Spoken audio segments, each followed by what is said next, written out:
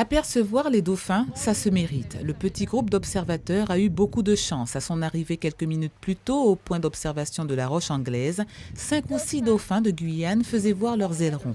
Le seul moment finalement de ces 3 heures d'observation. Au loin, oui, les ailerons. Malheureusement que les ailerons. C'était la première fois que vous en voyiez? Non, j'ai l'habitude depuis petite, puisque je venais, comme j'ai dit à votre collègue, je venais à l'hôtel du Montabo là-haut, et aux Amandiers aussi, on faisait les plages. Bon, avant, c'était pas comme ça, c'était du sable, c'était vraiment beau, et on pouvait les observer au loin. J'accompagnais l'équipe WWF.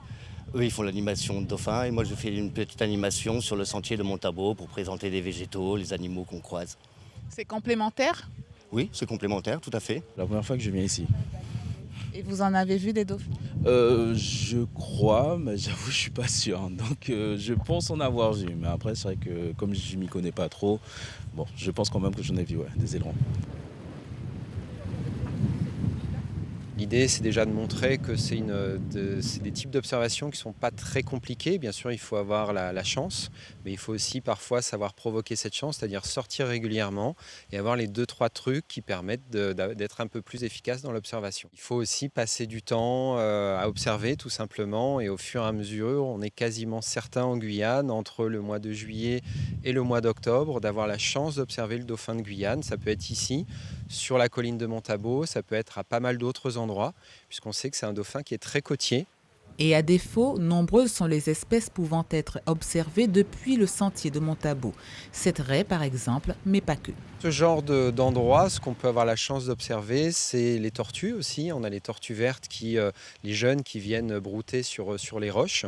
Donc ça, ce sont des observations régulières sur un endroit comme ici. De façon plus rare, on a le lamantin qui peut aussi être observé.